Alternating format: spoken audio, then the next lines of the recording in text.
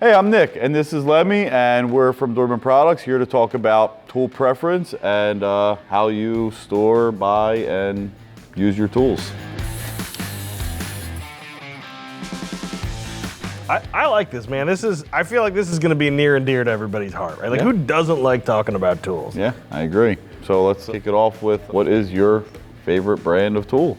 Oh boy, I don't have one. I'm non-denominational, I guess. So I have a smorgasbord of stuff. I mean, I have your standard Snap-on Mako Mac. I do have some Harbor Freight stuff. Pittsburgh, I think now is like sort of their like not so great brand. I have some of those, but I think they have some fancy brands now. Like Icon, I know is like their top tier stuff. I really like Tecton stuff. A lot of it's made in America. I feel like the quality's good and the prices. Yeah, I have a couple of their torque wrenches. Yeah, Knipex pliers. Yeah, I think. yeah, Knipex. Yeah, but they're pretty expensive. They're not cheap. They're not cheap. They're not cheap, but they are very good. They are very good tools. And they're lifetime warranty also. Yep, and another one I kind of go crazy for too is Vessel. Vessel makes screwdrivers. They make really good screwdrivers. What do you have? Where you at? I do primarily have Snap-on. Obviously, the tool truck convenience is hard to avoid. A lot of my hand tools are Craftsman from when I started. I mean, back when they were made in the USA, they actually lasted a pretty good amount of time. So I still have a lot of those tools from 25 years ago. I do have some Harbor Freight tools, for those tools that I want to be able to modify or whatnot. There's all sorts of brands in my box, and so I think we really agree on this one. Why do you like the stuff you have? What is it that draws you to it?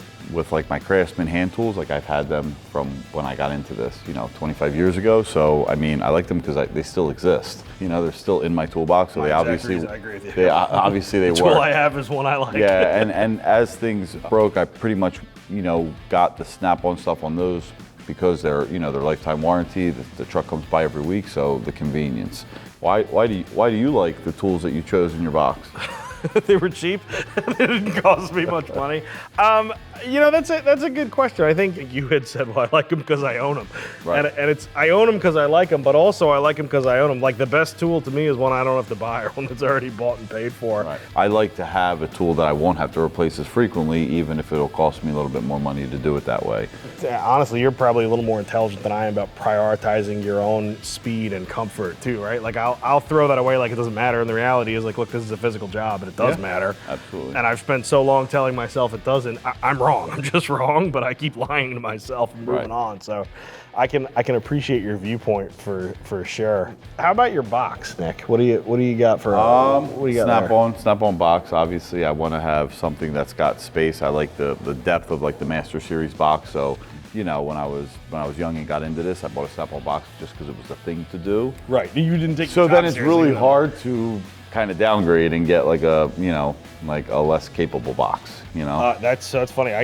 You and I we're diametrically opposed on this one. So like you, I had a fancy snappy box when I was a younger man, and it was very cool. I had like a vintage one too. I had an old cool one which I really liked. The problem though with that is at some point I got in money trouble. I sold the box off, and I realized the box is just an apartment where my tools sleep at night, and they don't care. They don't complain very loud the next morning if they don't like the apartment.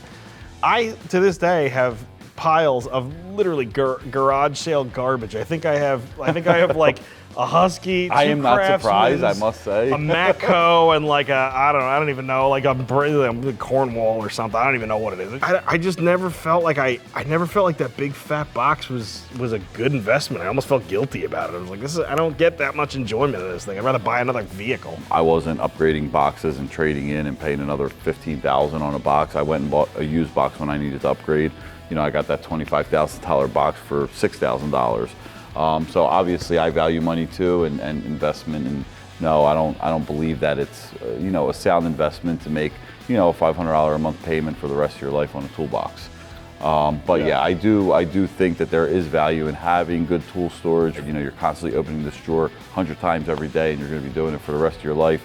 You want a slide that's going to be able to withstand that. So there is some value in adding, there is some added value in having a Snap-on or, Matco or Mac box. Where do you get your tools? We've talked about this a little bit, but like where are you mostly getting your stuff? So honestly, like even with Snap-on, obviously I'm buying on the truck, but if there's some like, high dollar thing that I don't need, but it's something I want, I'll be searching eBay for it, or like, Marketplace or things like that, like online, trying to buy it secondhand. They have a lifetime warranty, and honestly, you buy it new, it's used after you use it. So buying it used, all the tools in my box are used. Yeah, exactly. If it's got a lifetime warranty, there's really, no benefit to buying it new unless you need to finance it, which. Or if it's like latest technology type of thing, right? And they Right. don't exist on the used market. Yeah. Yeah, I'm scamming flea markets often, word of mouth stuff from buddies, tech getting out of business, whatever. You can sometimes pick up some deals there. I also like the convenience of buying online. Like, I think, the tool truck has always been the gold standard for convenience, but Yep. it's pretty nice to pull your phone out when you're in the car. If you misplace a socket or something, just order it, don't even think about it. And just It's totally shows up different 3 now. days later. Yeah, it's totally different now with like Amazon. You can buy a gear wrench, ratchet set, and have it here tomorrow. Probably faster than if I called the tool truck. So I do. Yeah, also, that's a good point. I haven't thought about that. I also do that. I've done that in the recent past. But yeah, so if you're a flea market guy, I guess you're a cash guy. You're buying everything with cash, or you're putting your tools on credit. That's an excellent point, especially when you bring up the tool truck, right? You have to kind of go through this whole cash or credit thing, right? Yep. So cash obviously sucks because you need to buy the whole tool right then and there. Yep. But credit obviously can be pretty expensive too. I mean, I haven't stepped on a tool truck in a little while, but I do remember the rates being a little eye-popping. Yeah. It was something like a terrible credit card. So I would say, yeah, generally I tend to be a cash guy. I'm usually going to buy for cash. Same. I was always a cash guy unless it's 0% interest or unless I'm getting some money back where it's actually going to benefit me from putting it on credit. But yeah, a lot of guys don't do that. They just buy, and then they figure out how to pay for it later. When you actually do the math of it, you're like, I paid how much for this stuff? Yeah, It's absolutely. You could have had all the tools you needed. a couple times. I could finally afford that nice box that I don't have. So speaking of tools, we touched this for a second. Do you prefer to build or buy? It's like Nick's a pretty talented fabricator, so that's an option, in his arsenal. Like, he can build a tool. You build them or buy them? What's your?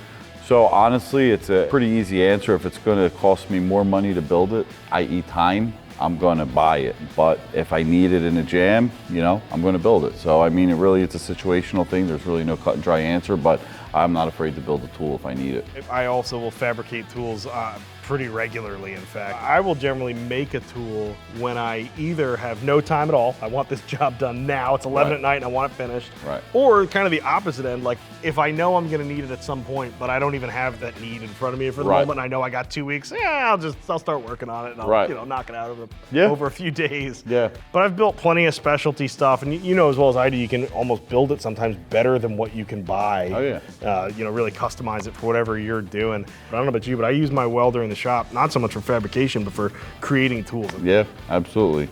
And you worked in a bunch of shops, right? So what do you think is a tool that you need to own as a technician versus what the shop should supply?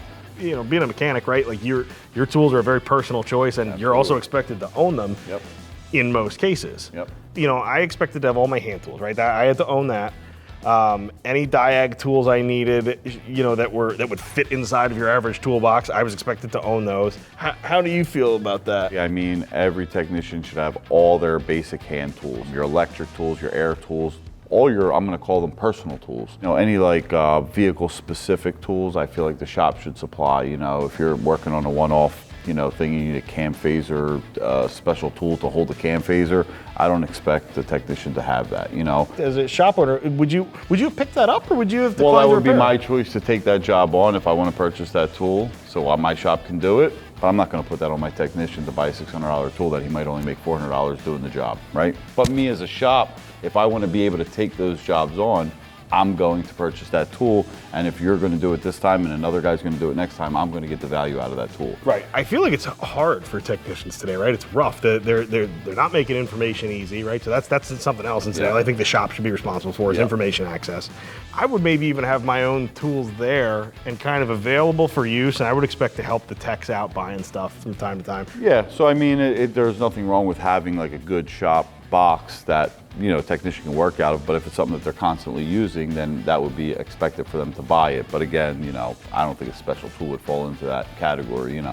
Yeah, I could concur with that for sure. All right, so let's close this thing up with maybe one fun one here. What is your guilty pleasure? Your tool guilty pleasure?